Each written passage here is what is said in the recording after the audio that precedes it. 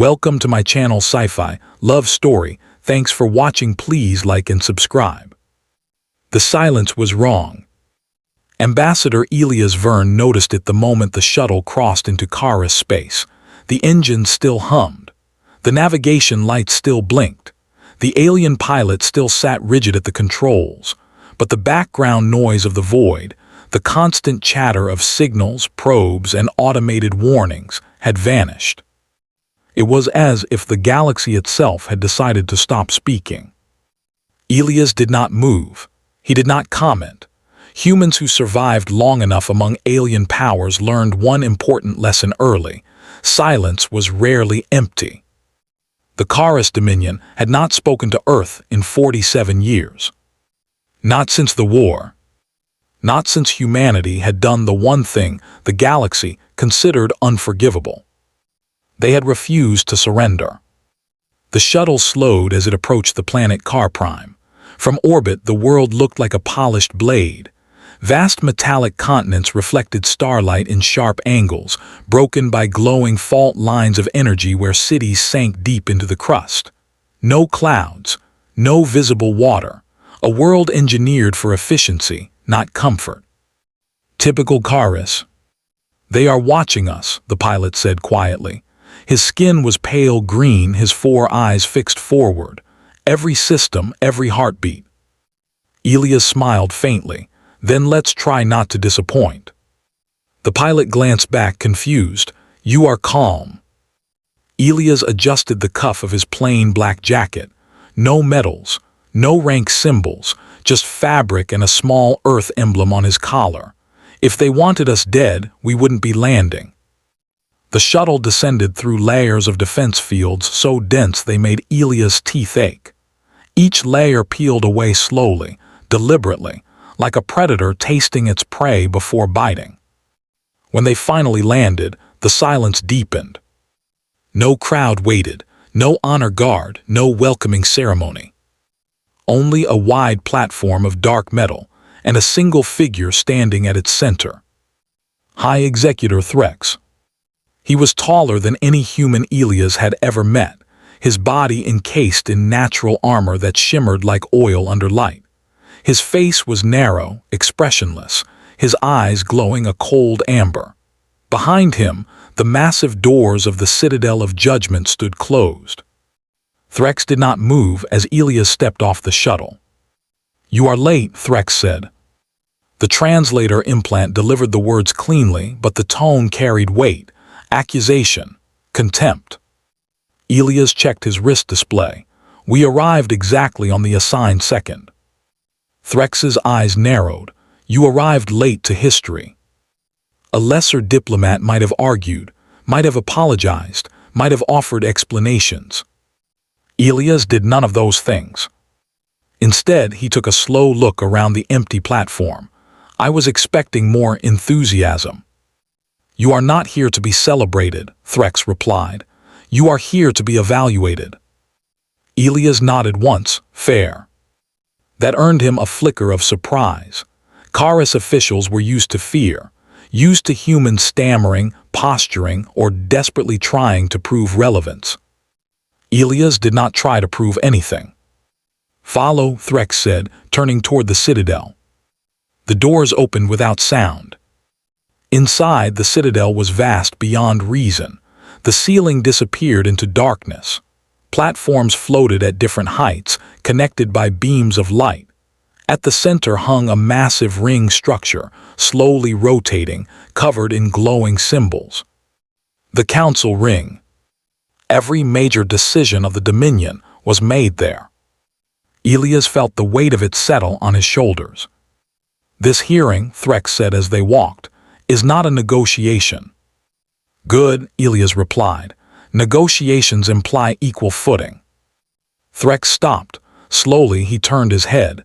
"You believe you do not have equal footing." "I believe pretending otherwise would insult both of us." Silence stretched. Then Threx continued walking. Interesting, Elias thought. Not anger, not mockery, just recalculation. They reached a platform at the center of the chamber. As Elias stepped onto it, the air shimmered. Light surged. One by one, figures appeared around the ring. The Council.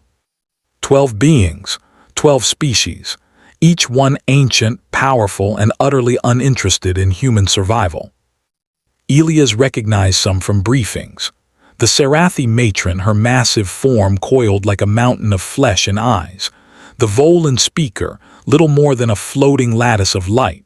The Karis prime strategist, armored and still. All of them looked at Elias like he was a curiosity that had wandered too close to something important. "This is the human," one voice echoed. "This is what Earth sends." Elias inclined his head politely. "Ambassador Elias Verne, thank you for receiving me." The Sarathi matron's many eyes blinked in slow unison. "You come alone." "I find it helps people speak honestly." A ripple of amusement passed through the council. "Not kindness, interest." The prime strategist spoke. "Your species has violated galactic doctrine." "Yes," Elias said simply. "You deployed weapons forbidden by consensus."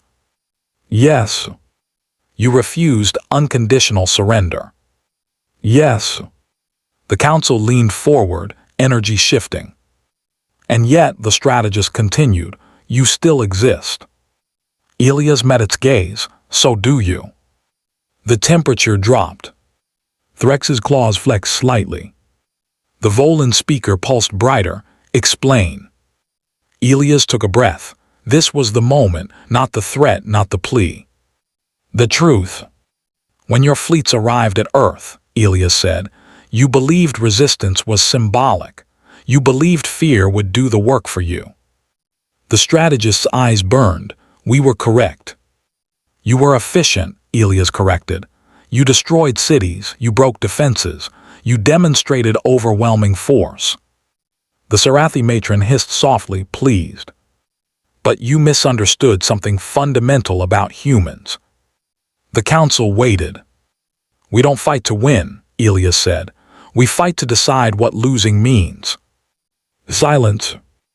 Elias continued, voice steady. "When your ultimatum arrived, Earth knew we could not defeat you, but surrender meant extinction by obedience, compliance without dignity, so we chose a different outcome." The Volan speaker vibrated uneasily. "You triggered a star." "Yes." Gasps echoed through the chamber. "You sacrificed your own system." "We denied you the victory you expected," Elias said. "You wanted submission, we gave you absence." The prime strategist leaned forward. "You burned billions." Elias' jaw tightened just slightly. "We saved trillions." That landed. Not as emotion, as calculation. "You are here," the strategist said slowly, "because the galaxy is changing." "Yes," Elias replied. "The old powers weaken." "Yes." "New species rise." "Yes." "And humans," the strategist said, "are unpredictable." Elias smiled, small and tired. "That's the polite word for it." The council murmured among themselves, layers of sound and light overlapping. Finally, Threx spoke. "Earth requests alliance." "No," Elias said. The chamber froze. Threx turned sharply. "You dare." Elias raised a hand, calm. "Earth offers partnership." The Sarathi matron laughed, a sound like stone grinding. "You have nothing to offer." Elias looked directly at her. "We survived you." That silence was different. He pressed on. "We rebuilt without your help. We adapted without your approval. And now, as your borders strain and your enemies test you, we arrive not as beggars, but as neighbors." The Volan speaker dimmed. "You threaten." "I warn," Elias said. "There is a difference." The strategist studied him. "What does Earth want?" Elias exhaled. "Time, recognition, and a seat at the table where decisions about extinction are made." The council ring rotated faster. "And if we refuse?" Threx asked. Elias looked around the chamber, at the ancient empires, the weapons barely restrained, the fear hidden beneath superiority. "Then," he said quietly, We will continue doing what we do best." "And what is that?" the strategist asked. Elias met its gaze. "Enduring." The lights dimmed. The council withdrew into private deliberation, their forms blurring and vanishing one by one. Only Threx remained. "You are either very brave," Threx said, "or very foolish." Elias shrugged. "I've been called both, usually by the same people." Threx studied him for a long moment. "Do you believe they will accept?" Elias looked up at the rotating ring. "No." "Then why come?" Elias' smile faded. "Because the galaxy is about to learn something." "What?" "That humans don't need permission to matter." The Citadel trembled slightly as distant systems shifted. Somewhere deep within Carprime, alarms began to wake. And far beyond the planet, forces older and darker than the Dominion turned their attention toward the quiet species that refused to disappear. Elias Verne stood alone on the platform, hands relaxed at his sides. Waiting. The silence after the Council's retreat was heavier than any warship's blast. Elias remained on the platform for a moment longer, letting the quiet wrap around him like a cloak. Karis was observing, not just Threx, not just the Council. Every system they controlled, every sensor, every sentinel was listening. And yet, Elias did not panic. Humans had learned long ago that courage was not the absence of fear, but the decision to act despite it. Threx finally spoke. His voice was low, almost a growl. "You have declared your species capable of influencing galactic balance. Do you understand what you are inviting?" Elias did more than anyone, and yet he kept his expression calm.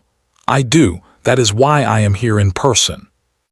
Threx's 4 eyes scanned him carefully, measuring, calculating.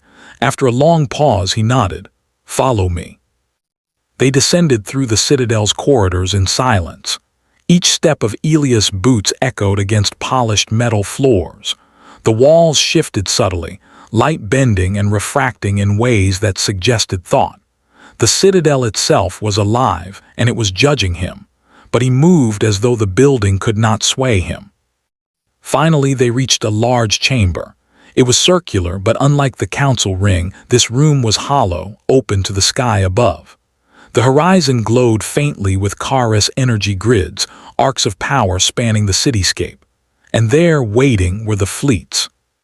Thousands of ships, not just Karis vessels, smaller crafts from allied systems, each one armed, each one silent.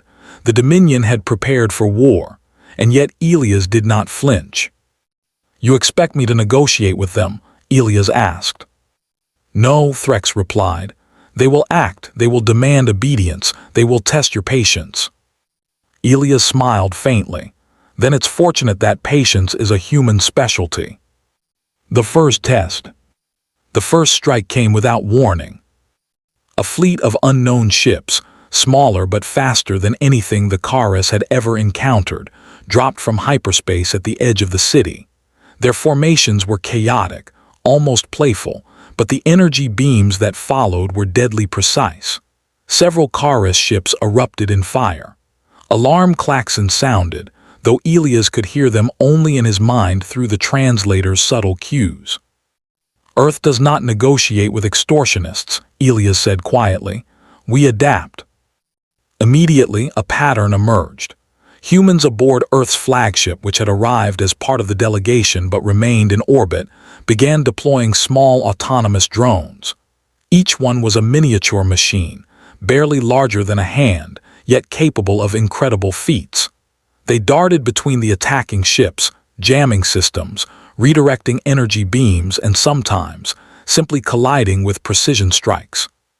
The Karis fleets watched in astonishment. Elias leaned on the railing of the observation platform.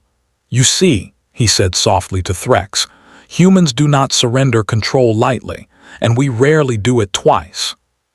The invaders pulled back, reevaluating, uncertain. And in that hesitation, Elias made his move.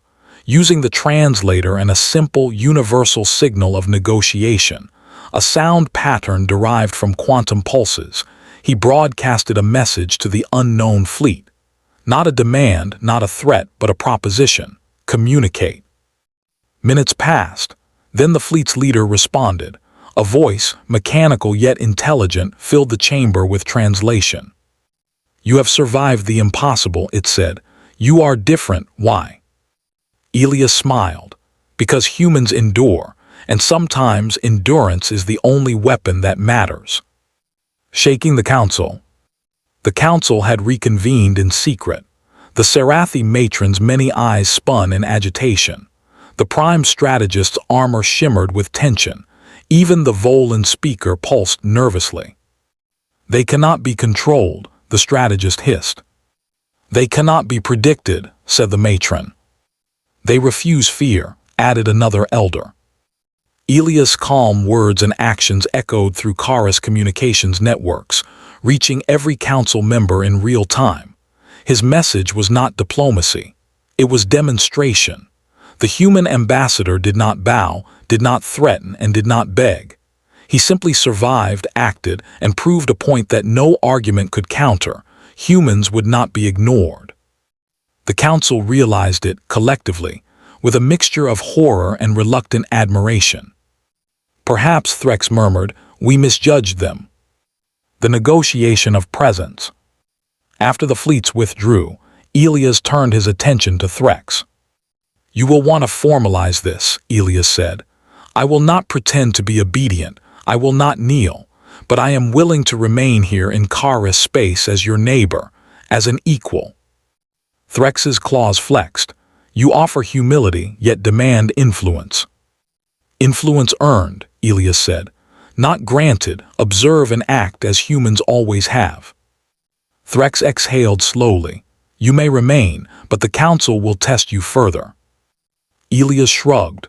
"Then I will pass again, and again if necessary." For the first time. Threx's expression, if it could be called that, hinted at respect. "You are dangerous." "Yes," Elias admitted. "Because I am patient, intelligent, and unafraid. I survive where others fail. I endure where others crumble.